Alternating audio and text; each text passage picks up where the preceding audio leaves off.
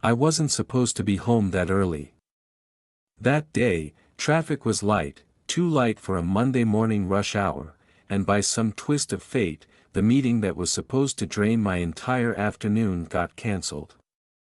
Most people would have called it luck, but in hindsight, I realize it was the universe setting me up for a truth I wasn't ready to face. I unlocked the door quietly, not out of suspicion, but simply because I didn't want to wake her up if she was still sleeping.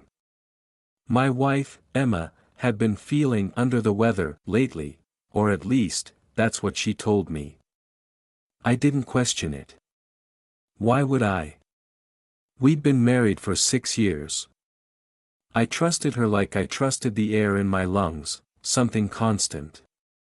Something essential, but as soon as I stepped inside, the air felt wrong. There was no sound of the TV humming in the background, no gentle tapping of her fingers on her laptop keys as she worked from home.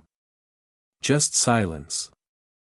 The house felt like it was holding its breath. I walked down the hallway, trying to convince myself I was overthinking.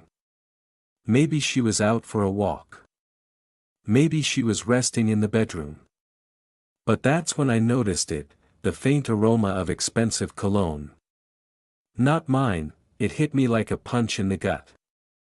I froze for a second, my heart pounding in my ears like a war drum. Every logical thought told me to turn around, to leave, to act like I didn't notice anything. But my body moved on its own, pulling me toward the bedroom door. I pushed it open slowly. There was no one inside.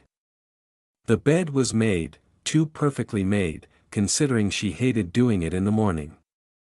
But on the nightstand, 2 cups of coffee sat next to each other.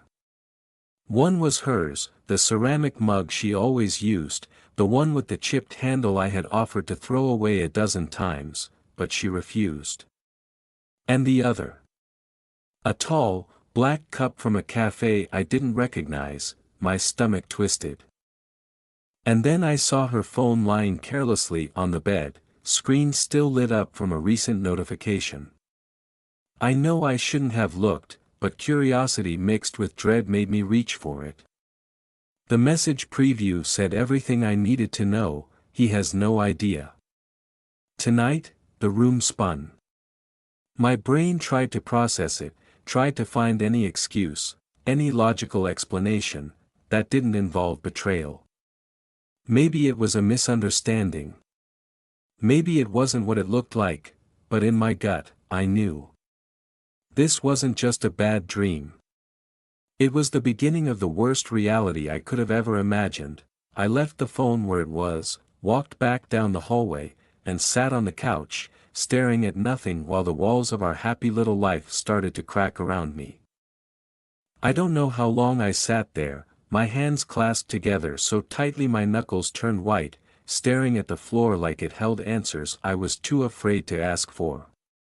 My mind was screaming at me to leave, to run, to pretend this was all a misunderstanding I could laugh off later.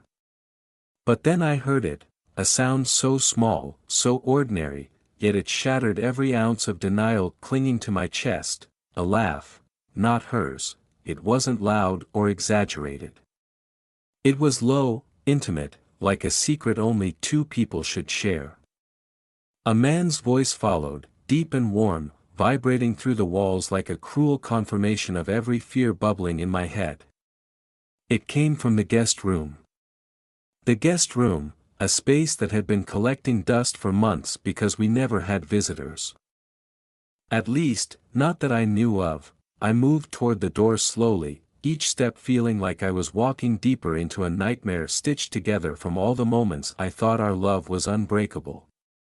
My heartbeat hammered so violently in my chest I could feel it echo in my throat, choking me with every breath.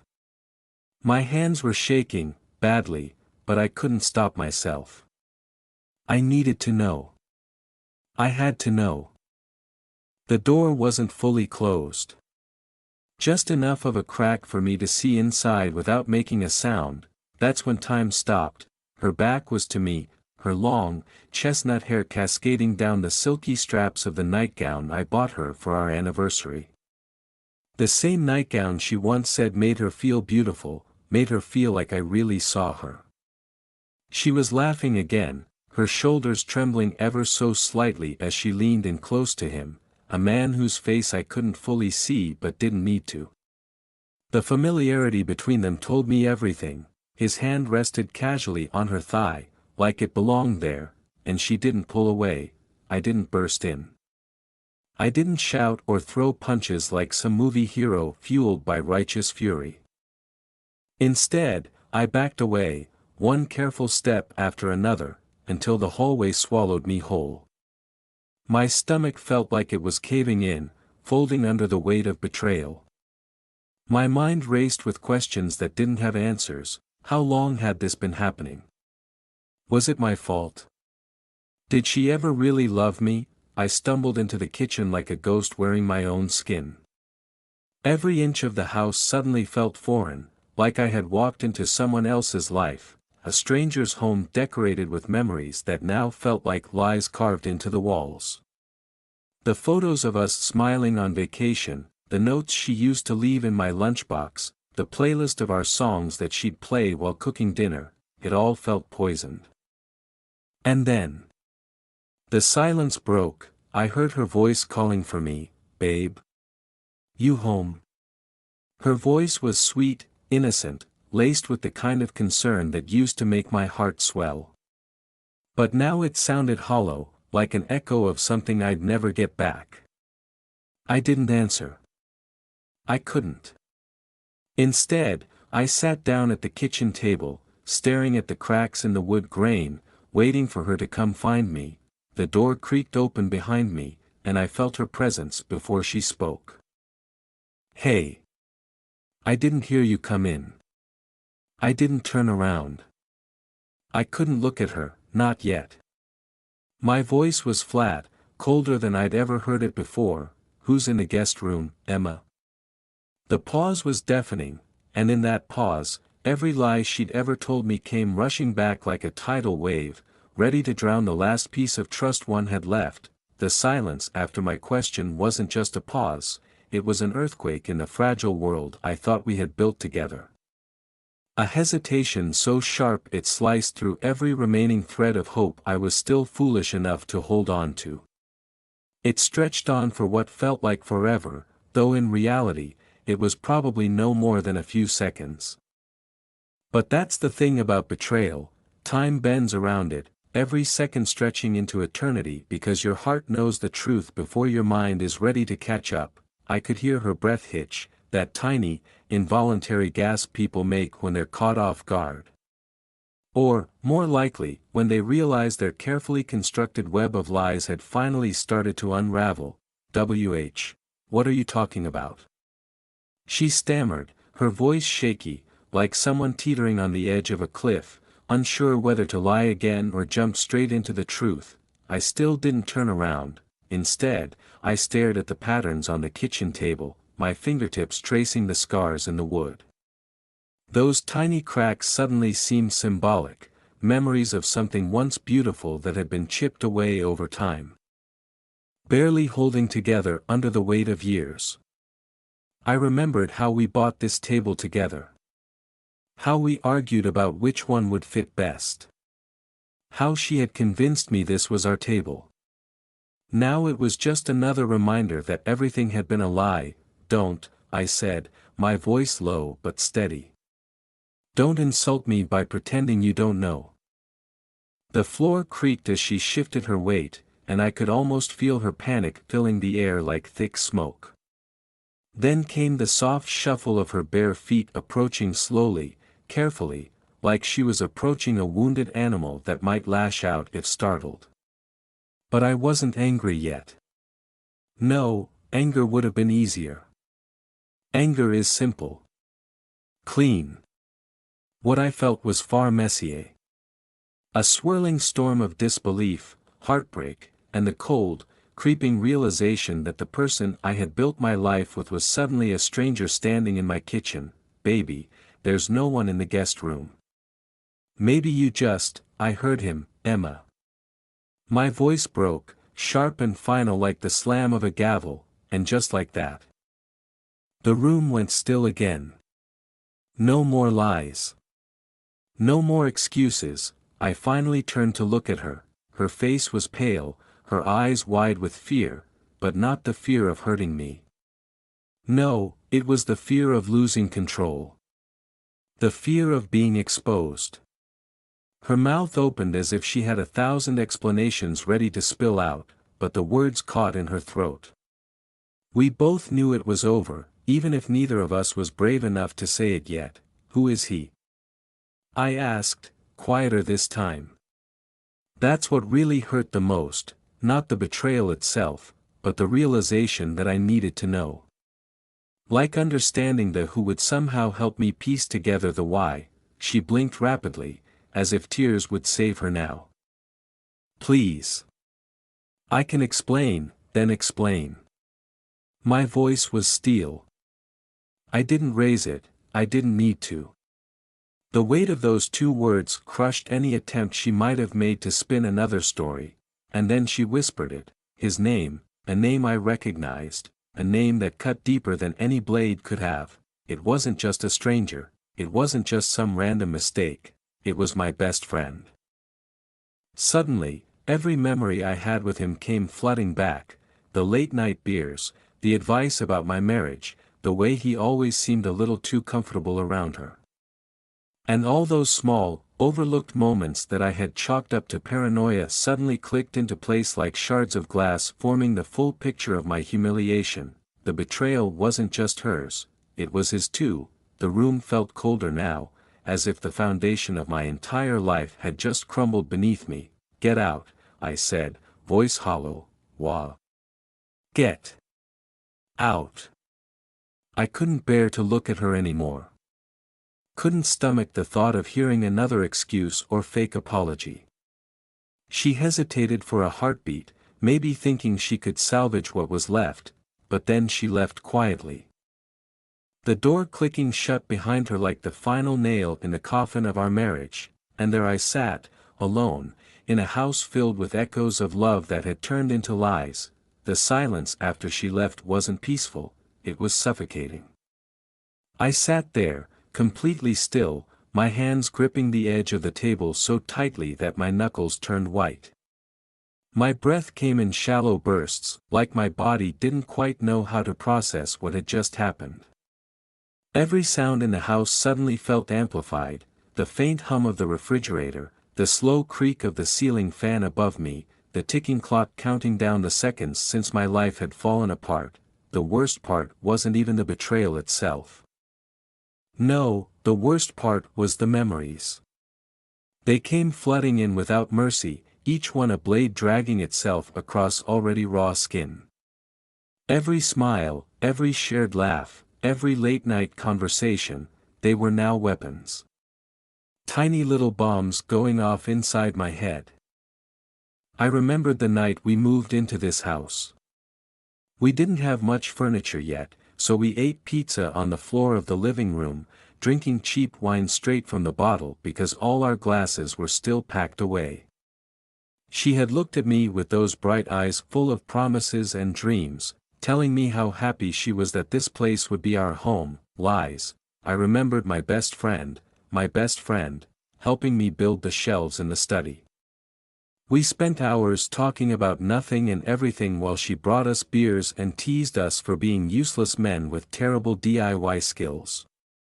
I remember thinking how lucky I was to have the 2 people I trusted most in my life together in the same room. Now, that memory made me physically sick. How long had they been laughing at me behind my back?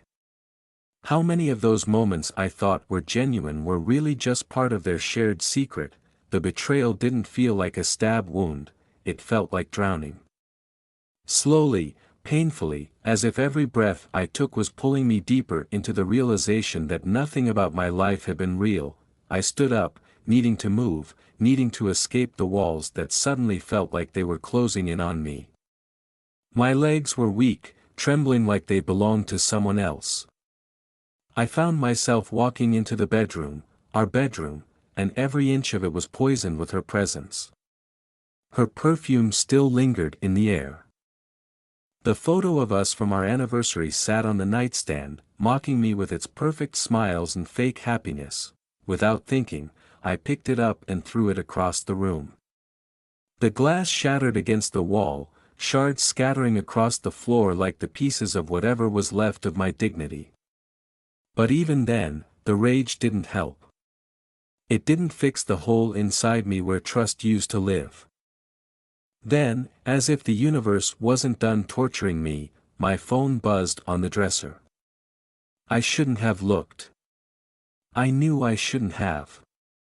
But curiosity is cruel, and the part of me that needed answers, needed to hurt just a little more, reached for it anyway. It was a message, from him. "I'm sorry, man. You weren't supposed to find out like this." The words burned like acid. Not because of the betrayal itself, but because of the arrogance it took to send that. Like he thought there was a better way for me to discover that my life was a lie. Like there was any possible scenario where this didn't completely destroy me. I stared at the message for what felt like hours. My thumb hovered over the keyboard, ready to type out something, anything. Anger, pain, questions that didn't even deserve answers. But what was the point? There was nothing he could say that would make any of it better. Nothing that could undo the damage they had done. Instead, I did the only thing I could think of. I deleted his number, and just like that, a friendship I thought would last a lifetime was erased with a single swipe. But the pain. The pain wasn't going anywhere. I sank onto the edge of the bed, burying my face in my hands. I didn't cry. I couldn't cry. The hurt ran deeper than tears. This was the kind of pain that sits in your bones, that becomes part of you, a scar you'll carry long after the people who caused it are gone. I wasn't ready to move on, I wasn't ready to forgive, but for the first time that night, I realized I was ready for the truth, and no matter how much it hurt, I was going to find out everything. The next few days blurred into one long stretch of numb survival. I didn't eat. I didn't sleep. I just existed, breathing, blinking, heart beating, but nothing felt real anymore. Every room in the house was tainted by memories I couldn't erase, and the silence was deafening. The walls didn't feel like home, they felt like a prison built from broken promises and false hope. I'd sit on the edge of the bed, staring at the floor for hours, trying to piece together every interaction, every conversation, every moment that had led me here.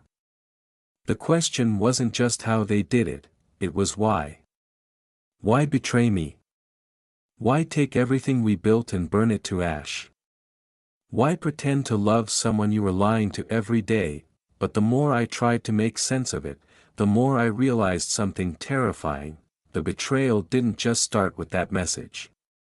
No, the cracks had been there for years. I just refused to see them. I remembered the way she used to be, how her laughter used to fill a room, how her touch felt warm and full of affection. But somewhere along the way, things changed. The kisses became shorter. The hugs felt forced. Conversations became routine, just another checkbox in the daily cycle of pretending everything was fine, and I let it happen. I ignored the late nights at work. I made excuses for her distant stares and half-hearted smiles. She's just tired, I told myself. Work has been stressful. She'll come back to me eventually, but now I knew the truth. She hadn't been mine for a long time. The anger was different now. It wasn't the explosive, destructive rage I'd felt when I first found out. This was colder, sharper, a quiet fury that simmered just beneath the surface. Every little detail of my life had been contaminated by her betrayal. And the more I thought about it, the clearer it became that I needed answers. Real answers, so I started digging. I went through her emails, old conversations that once felt private, sacred even, now laid bare for me to dissect. And that's when I found them. Dozens of messages. hidden behind innocent subject lines like work update or meeting notes. But inside, flirtations, confessions, plans made right under my nose, and not just with him, there were others. My stomach twisted into knots as I scrolled through the endless stream of messages. Some were recent, weeks before I found out. Others stretched back years. Every "I love you" she had ever whispered to me felt like a joke now. Every touch, every promise, every moment of what I thought was intimacy was just part of her performance, but the worst message wasn't the flirting or the lies, it was a single sentence she had written to one of them: "He's too blind to notice." I don't think I'll ever need to tell him. Blind, that word stuck in my chest like a dagger. Was I really that oblivious? Had I been so desperate to believe in the fantasy of our marriage that I refused to see the truth? I slammed the laptop shut, the weight of her betrayal pressing down on me like a physical force. My hands were shaking, not from anger this time, but from realization. I had spent years loving someone who didn't exist, the woman I thought I married, the woman I trusted with my heart, my future, my everything, was nothing more than a mask.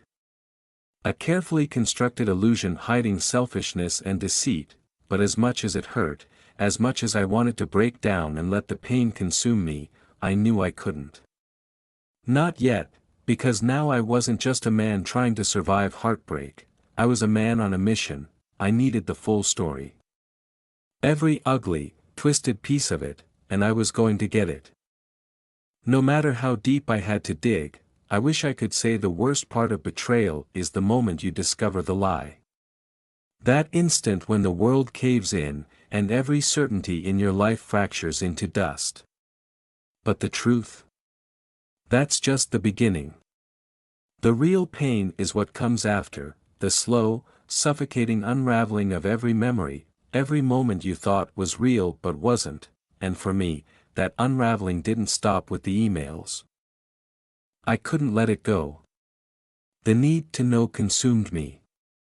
It wasn't just about her infidelity anymore, it was about reclaiming the pieces of my life she had quietly stolen without me realizing it. Every lie she told wasn't just a betrayal of trust, it was a theft of my own reality. I started with her phone records. I never thought I'd be the kind of man to dig through someone's personal life like a detective in a bad crime novel, but here I was, poring over every incoming and outgoing call, every late-night text.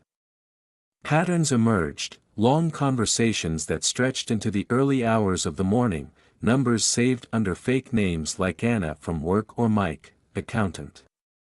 Accountant? We didn't even have an accountant. It got worse. Bank statements revealed charges at hotels she had never mentioned, dinners for two at restaurants I had never been invited to, gifts I had never seen. She was living another life right alongside me, parallel, secret, hidden behind the mask of the perfect wife, and then came the photos. God, the photos, buried deep in a hidden folder on her cloud account were snapshots of moments I was never supposed to witness, her laughing in someone else's arms, wearing that same smile she used to give me when we first fell in love. Intimate dinners, beach trips, hotel room selfies with the same carelessness she once reserved for our memories, but the worst picture, the one that truly shattered what little strength I had left, was of her sitting across from a man at a cafe. Nothing inherently damning about it, just two people sharing coffee. But her eyes told the whole story, that same spark. That same warmth. The same affection she used to have for me, now aimed at a stranger I didn't even recognize. The final nail in the coffin came with a message notification I wasn't supposed to see. A voice memo, time-stamped 2 weeks before our anniversary, where she giggled and whispered, "I wish I could spend every night with you instead." Instead of who? Instead of me. That's when the realization hit me like a punch to the gut. This wasn't a mistake.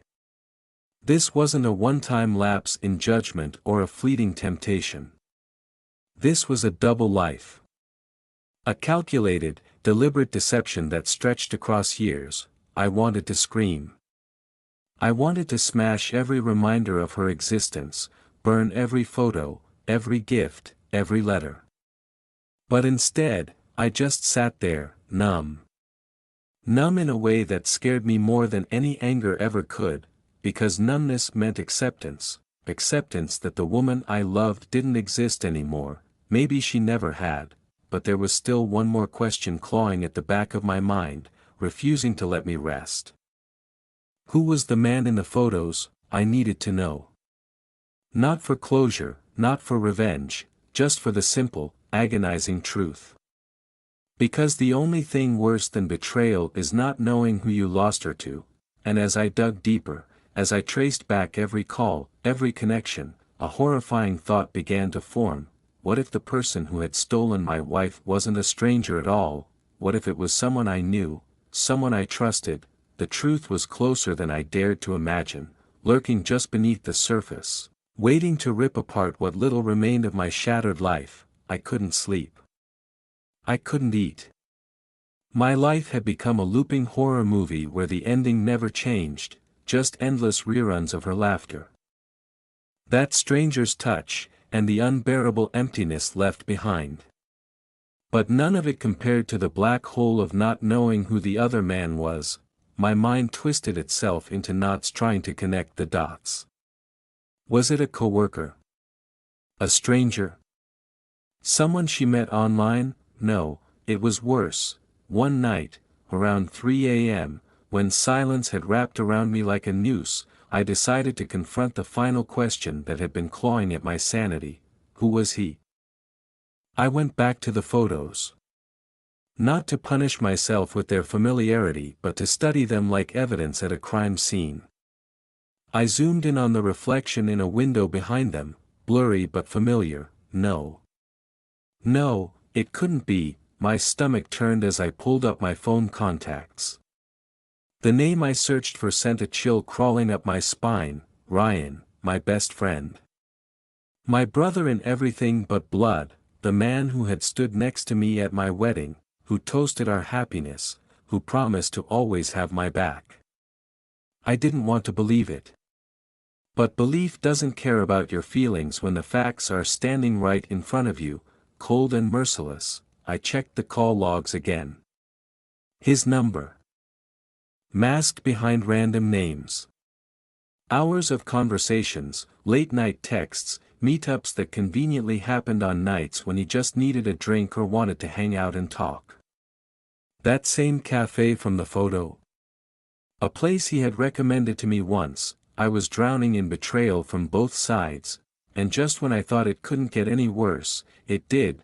Buried deep in our group chat history, a message from him, sent months ago. Hey, man, let me know if you need anything. I'm always here for you. The irony hit like a sledgehammer to my chest. He was there for me, all right. There to steal the one person I trusted most, right from under my nose. The rage that followed wasn't loud. It wasn't violent. It was quiet. Cold. Methodical. I didn't confront him right away. Instead, I watched, closely. I waited for the perfect moment, the perfect crack in his facade to expose the betrayal. I needed him to feel the weight of what he'd done, the way I felt every second of every day, and then came the final twist.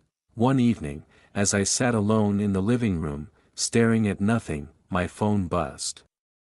A message from an unknown number. I didn't know how to tell you. I'm sorry. Attached was a video.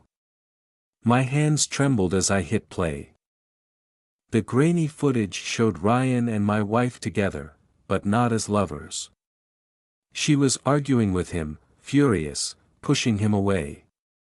And his voice, cold and low, he doesn't deserve you. I've always been better for you. I'll make him leave. My breath stopped. It wasn't mutual. It wasn't love. It was manipulation. Ryan had been playing both sides, whispering poison into her ear, breaking down the walls of our marriage piece by piece while pretending to be my closest ally. I wasn't just betrayed by them. I was hunted by someone who wore the mask of friendship for years, and in that moment, the pain didn't fade, but something sharper cut through it: clarity. I didn't lose my wife to weakness. I lost her to a predator. A man who knew me better than anyone and used that knowledge to destroy everything I had built. The worst part. She let him in, and now, as I sit here, telling this story, there's one thing I know for certain: this betrayal didn't break me. It rebuilt me, and some truths. They don't need revenge, they're a punishment all on their own.